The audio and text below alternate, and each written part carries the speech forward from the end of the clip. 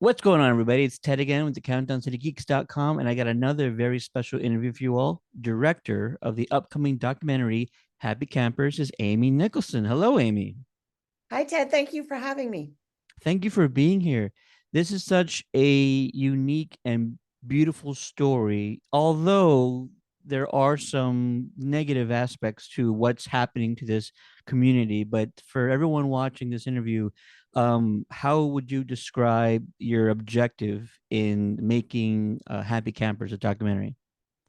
Oh, that's a really good question and a great one to start with. I think my objective came to me after I went home with the footage and realized how happy I was in this place that was rough around the edges, not much to look at. Um, you know, a little bit on the downside, I would say. It just wasn't, it just, it didn't seem like much, but there was magic in there. And I think because it was so accepting and so open and nobody really cared if you had any money or if you had a nice car or anything, people just cared about each other. And I think I thought, wow, I really need to put this together in a way that have so that other people can experience the same thing. Absolutely. So Happy Campers is it it's kind of witnessing the sort of transition of this very small community that's being pushed out of their homes and their houses that have been in their families for generations. And that's the tragic part about all this. But yet they've created almost, I want to call it like a utopia. There's no worries, like you mentioned. Nobody sort of sees anyone else but for just who they are and what they are. And it's so close knit. I mean, it was wonderful to kind of see the community dynamic or the aspect of everyone. What is one of the one or two things that really surprised you about this community? Um, I think just how genuinely helpful everyone was.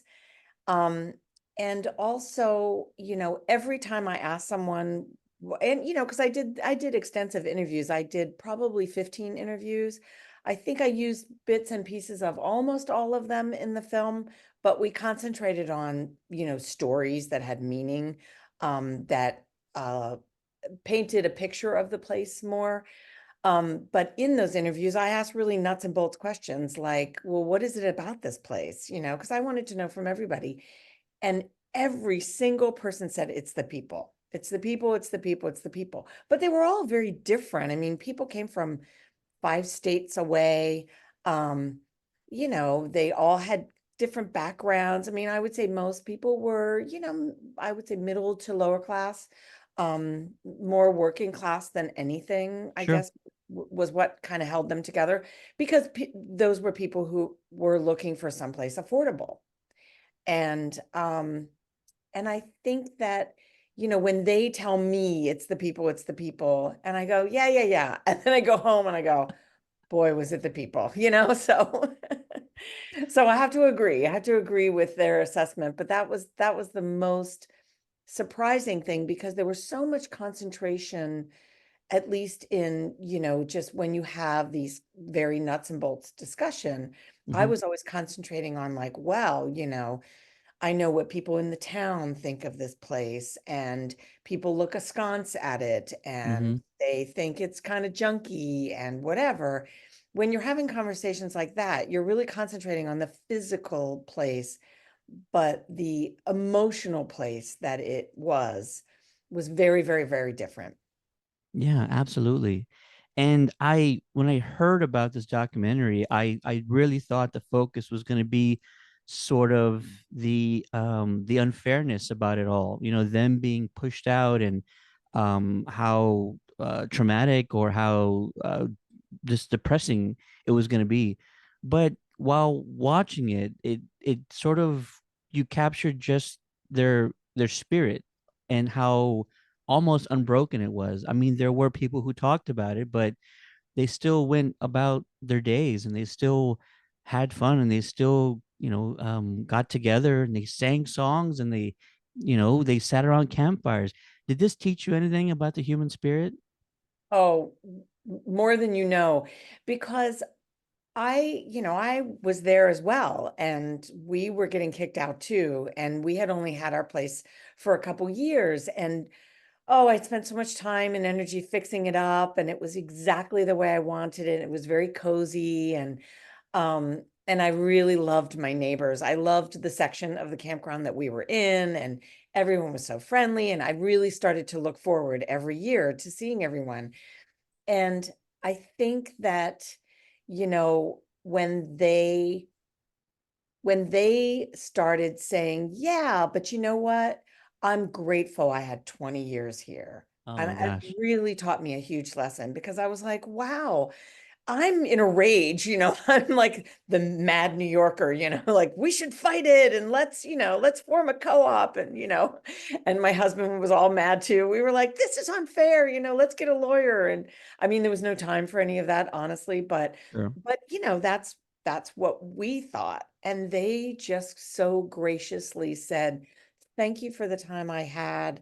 I'm so sad to leave, but I'm grateful for every second I spent here. That is beautiful. Absolutely beautiful. Well, the documentary was in so many ways so enlightening and so beautiful, and it kind of makes you want to find your own sort of personal community like that. And I was just like astonished and both yearning for that type of just close knit, but still like large community. I mean, it was everyone knew everyone, hundreds of people were all neighbors. And it's so rare to find. I can't imagine anywhere else to kind of find something like that. So thank you so much for telling their story, your story, and capturing sort of the beautiful nature of community that you could find in the US. I think we all need something like that. I agree. I totally agree because it made me happier than I have ever been as an adult. I love that you say like I would like to find that. I hope that that is the reaction that everyone has watching the film. Because I always say I would give the film back to have the community back. Oh my You know, gosh, that's so wonderful to hear. yeah, 'cause I it was get great. I'm It was getting really great. goosebumps after you just said that. That was like so amazing to hear that. I feel like when people talk about, kind of their own personal idea of what the American dream is, I'm like, I think that's just it right there.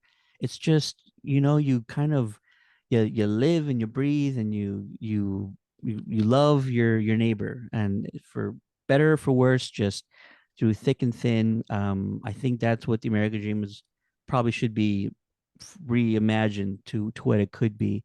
Like I said in the very beginning of this interview, it seemed like you captured this little utopia. It really was. So yeah, Happy Campers is on video on demand and in select theaters starting September 10th. And if you want more information, you can find them on social media, find more about the documentary at Happy Campers Doc, DOC. Thank you so much, Amy, for joining me on this interview.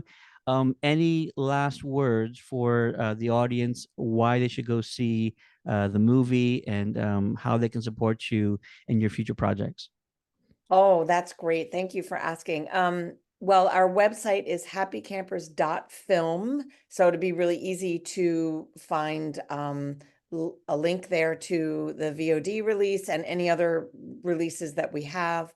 Um, I would say our Facebook page too, even though, Facebook, people like to dump on Facebook a little, but our Facebook page really is a proxy for the community. So if you want to, go there and flip through, you can really see, how friendly it is and the type of things that I post. And, we wish people happy birthday and it's that. So that's great too. But yeah, but our website is happycampers.film and it will have everything you need, including links to all of our social. So wonderful. Thanks again for joining me on this interview, Amy. Appreciate it. Thank you for having me.